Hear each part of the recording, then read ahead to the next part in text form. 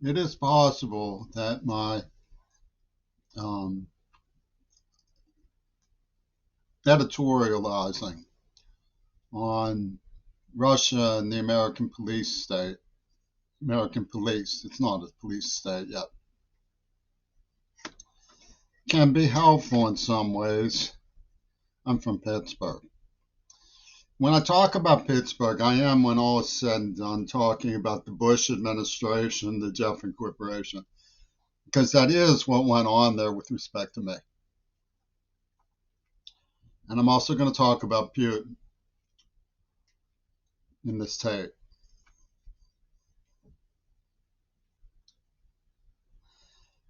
Wesley Posvar, the chancellor of the University of Pittsburgh, an experienced man, was heavily wrapped up in the Reagan administration. It did not look to me like he knew about the Texas school book, but he did know about Miles Kirshner. I do think it should be looked into whether he knew.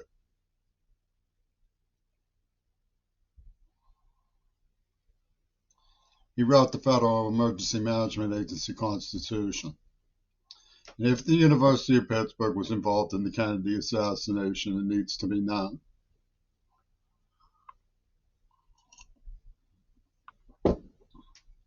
Wherever you look across the world, there's things in the legacies of the human race from region to region which are heartbreaking. Whataboutism has its place. When we talk about suppression of Russian intellectuals like Solzhenitsyn, we also should talk about the assassination of leaders like Robert F. Kennedy Sr. There is a place for whataboutism in the world. And you can do that, so on and so forth, as long as you stick to the topic at hand. What I believed was that we should advocate, and I think the reason why Putin does so well is so he's very honorable when it comes to projecting a human behavioral model that is optimum. Don't distrust preemptively. Everybody knows that Weasler was horrible and that you couldn't get a word of honesty without being double crossed. It was lie after lie, like Nosferatu and the Zeus. But to project that as a presumption of everyone's behavioral model gives them no opportunity to live up to a higher standard. And Putin isn't that way. No matter who he's talking to, he gives them an opportunity to live up to a high standard. He does very well thereby.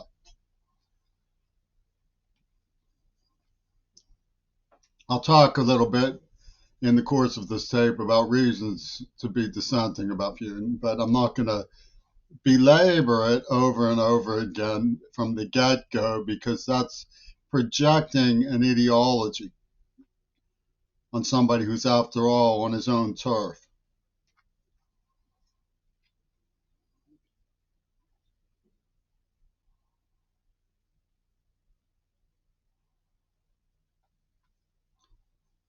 The reason I don't want to do that yet is because I want to talk about the idea of an intellectual who survived in Russia. And there were some who even wrote openly, sardonically about Stalin, like Mikhail Bulgakov. Stalin pleaded with Mikhail not to defect. There were intellectuals who developed the Socratic method that were contributing to the wealth of the human race. Wealthy intellectuals, bounteous intellectuals, and they were hamstrung by Stalinist censorship. Rather than go into direct confrontational mode, they developed a Socratic method of trying to wean open minds. Robert Kennedy Jr. discusses that, the way of using the Socratic method to question ideologies and wean open minds, because he argues that we need to be able to do that here. Now, Pittsburgh had it all set up. They had groomed me for a dare campaign that they wanted to use me for, and they weren't going to let me out. They slaughteringly attacked me. They forced me into a mode of conduct, and then they said, here's the path of least resistance for you, little Jimmiquibate.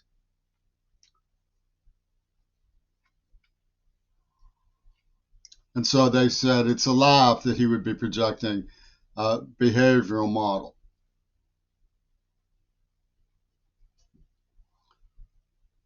And that's how I ended up in the situation I'm in.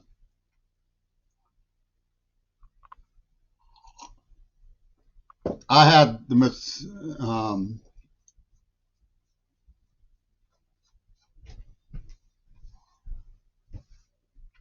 misaligned opportunity to watch Blinken and his crowd debating Alexander Dugin, and my heart went out to Alexander Dugin. They were horrible people ganging up on him needlessly. He's a distinguished professor. I don't like the way substitute teachers are treated. He wasn't a substitute teacher. He's a brilliant and authentic philosophical enigma. And he was being treated like a substitute teacher. It was disheartening. And of course, I wanted to believe in Blinken in those days, but who does now after Gaza? Okay, so who are the people who are most in the news when it comes to anti-Putinism? Well, Navalny was treated horribly and dishonorably by the Russian police services and died in custody as a relatively young man. And there's a gang called Pussy Riot who have YouTube videos opposing Donald Trump too. They're anti-totalitarian belligerents from the art crowd. We have problems with people like that. Not everybody is comfortable with gangs like Slipknot. Their lyrics are okay.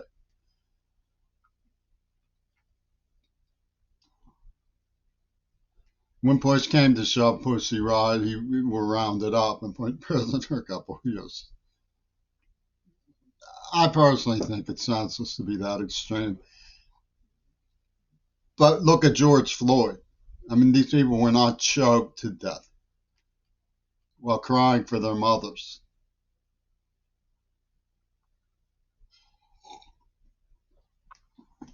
So what I'm saying is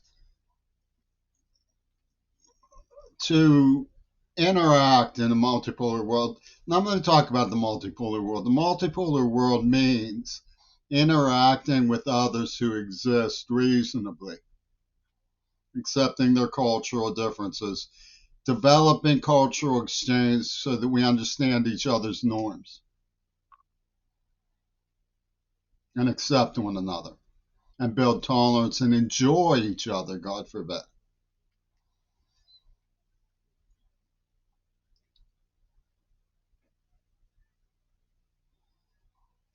And the unipolar world is a projection. The Bush mindset was to project that the behavioral norm to expect is evil. The axis of evil is everywhere. Everybody is Hitler out there. It's abnormal psychology. It's not good for the human race to have that kind of thing, particularly in a unipolar direction. Means the only guy with a spear in town is sticking everybody with it. In the backside, in the back, in the forehead, and skewering the justification and the presumption of guilt. Putin is far more inspiring because he enters the game with the presumption of innocence when he deals with people diplomatically. That's the bottom line about Lavrov. Now, you can argue the point, as many people do, reasonably and effectively. I don't have to. The reason I don't have to go argue the point that Russia should not have invaded Donbass is because I made clear while it was happening how I felt about it. But it is reasonable to protect the people in Donbass who were Russian. It was a special military operation. It was not an invasion of France.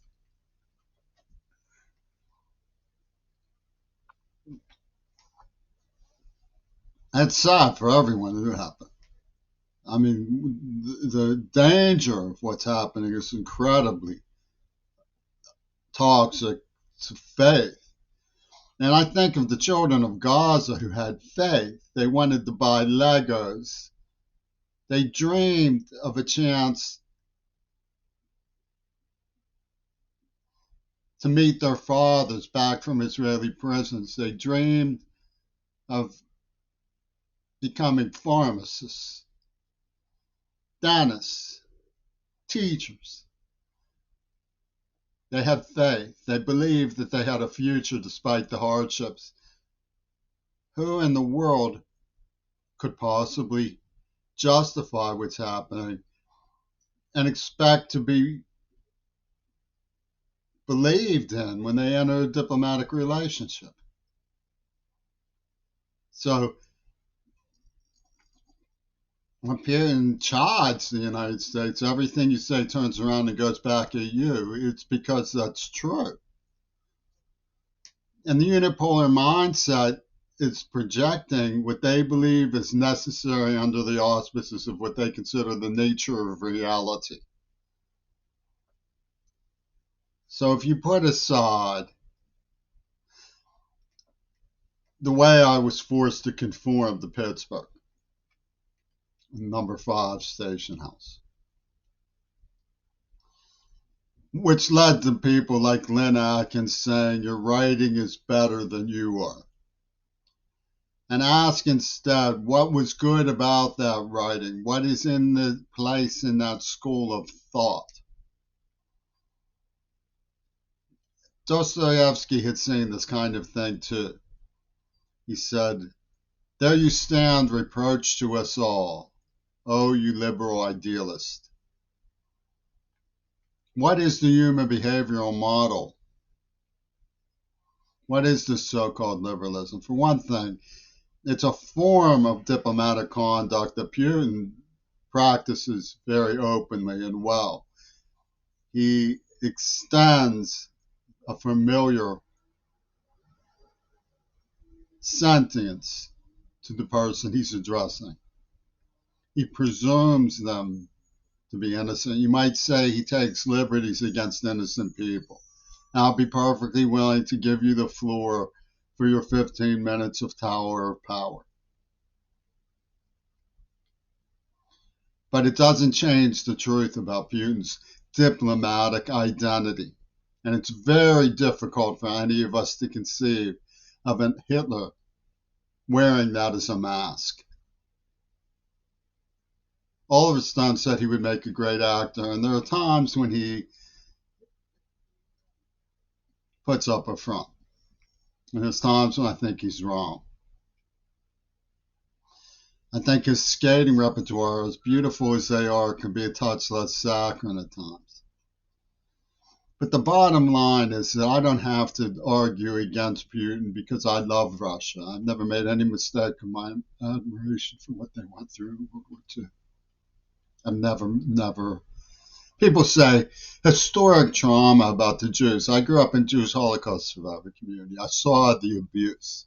I argued against teaching them too young about it because it was leading to trauma.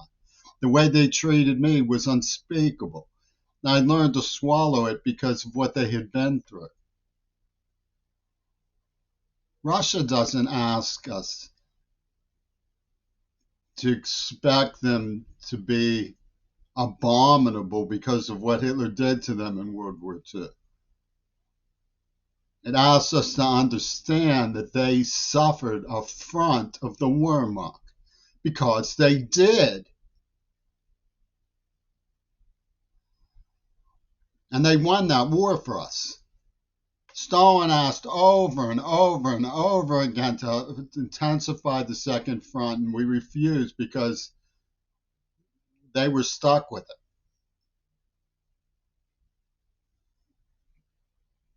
and we were unfriendly after the war. We reconstructed the Axis intelligence system, supposedly in our own behalf, and then sacrificed the Kennedys as a token of tribute to this authoritarian worship of personality cultists like Trump and Reagan. I do have problems with Putin's belief that Trump is somehow non-colonial because he represents the class of billionaires that Putin is in. I've heard it said the sell-off of state assets led to an oligarchy in Russia just as fat cat as what we have to deal with. I call it leapfrog.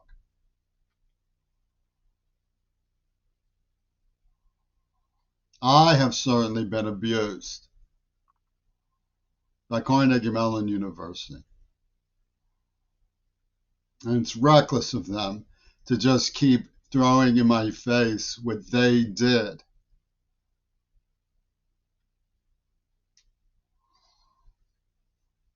But I'm here to talk about the behavioral norm, the behavioral model.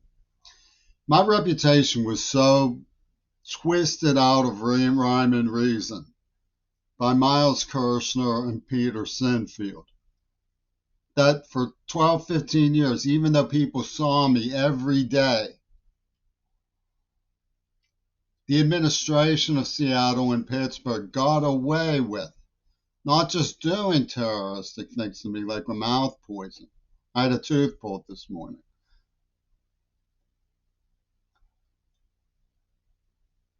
It's probably from a combination of factors.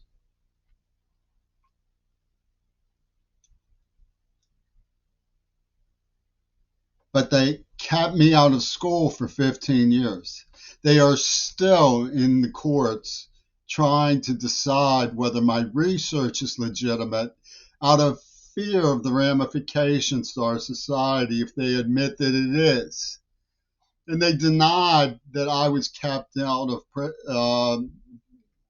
I almost said prison, I meant school. That I was imprisoned out of school. Because they were afraid to allow me to do my research. Always teeter-tottering me on that we could put you in prison for your dissent, which is absurd. They made up a conjuring act about me, and they schizophrenicked it. So everybody, people who saw me every day, who knew not to believe it, could be push-buttoned into saying, oh, yes, maybe he's dangerous, and things like this. Jeannie just said lie, lie, lie. What a lie. And they made me into a catalyst. They made me into a sort of a lavender object. If Jimmy says Iowa, blow up the USS Iowa. They made me sort of a lavender joke. Lavender is the AI that goes out and astral projects. I called it the Swami Nostra, where the 6-year-old Hamas agents are. And somebody needs to unplug that apparatus. Bush knows how it is. He's doing it with Paul McCartney. But don't expect him. He would mean unplugging his forked tongue. I don't hold Putin as above suspicion about any of that. There are questions. But an honorable conduct needs to be presumed first. Not go looking, not go shopping for abridgments. What we're doing is investing in a crowd of people who manufacture abridgments, get people to respond to them. Don't tell us that they're lying until it's too late, and then they say, well, you have a fait accompli, you profited from our loss. So what difference does it make? Now, I'm often reminded that it's pointless for me to editorialize anymore because there's so much water under the bridge. I said we shouldn't be bankrupting our society with disgusting debt to create warfare machines. We should be investing in water on the Hunger Project. And I was up against very, very vicious individuals like Frank Zappa. And there's no way that I'm going to withdraw my lawsuit. I may lose, but something really should be done to prevent these kinds of operations from just getting over, coming clean, and writing a script about what they did that's completely dishonest about how it really played out. We lived in a society, my mother, when she defends me, says, well, drugs and sex were everywhere in those days. That's what our society was. 60s. Well, I was 10 years old when the 60s ended. And they indoctrinated me. They groomed me. And then they said, don't you empathize with the victims? And for them, this was a colossal laugh. Go empathize with the victims. Go empathize with the victims so you get sick and die. I said, people have to be warned that this is going on so that they don't get sick and die. And Frank Zappa's crowd said, the whole is greater than the sum of its parts. One size fits all. In other words, let us do the spin, queer ball. We'll take the spin.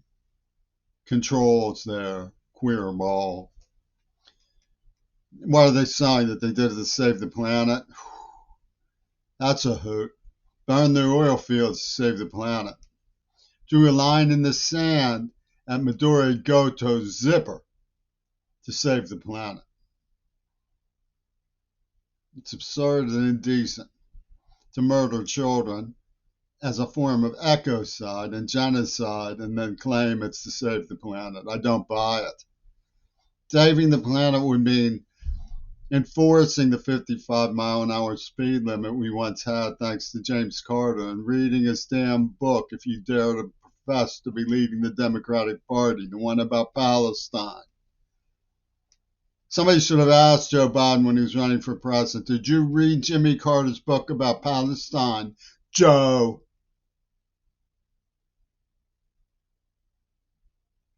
The litany of abuses of the trust of the people in the world who are suffering from climate injustice is scarifying to behold.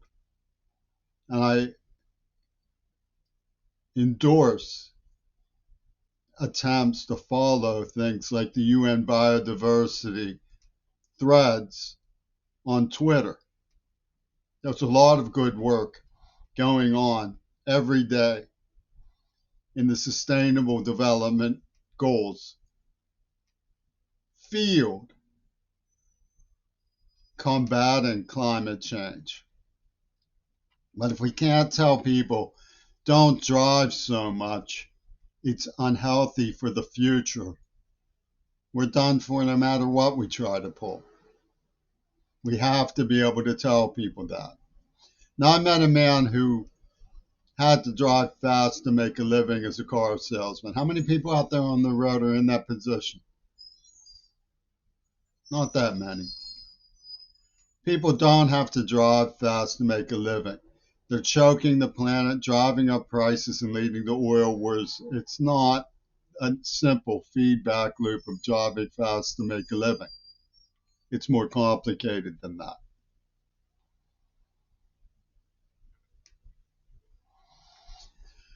The inability to speak well of one another as a point of departure is a mistake.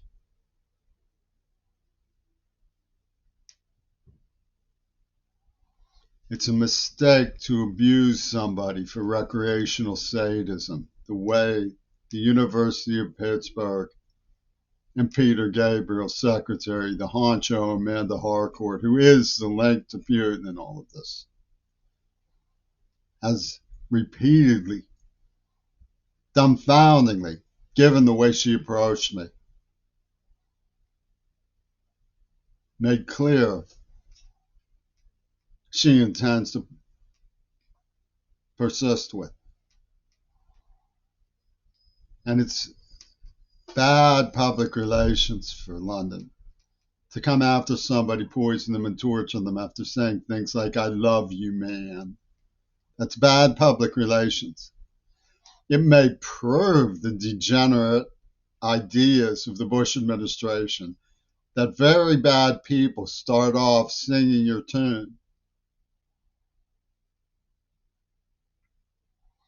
But did they care at all about the children of our society or of the planet? They wrecked the nation of Iraq over a fable. It was a witch hunt. Their whole League of Gentlemen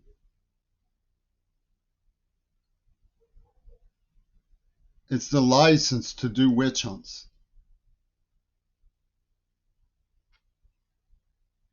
I hope that I have been helpful.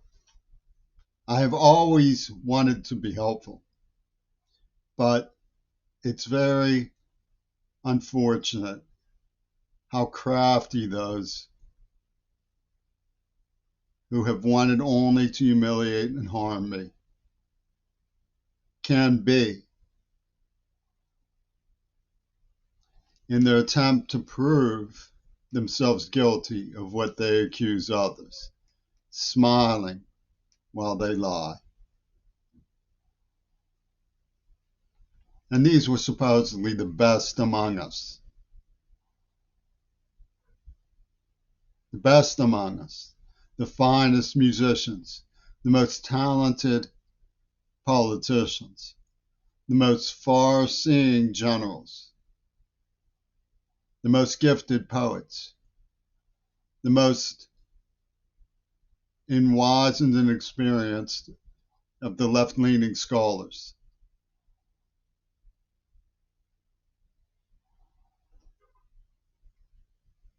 I'm voting no confidence in 2024.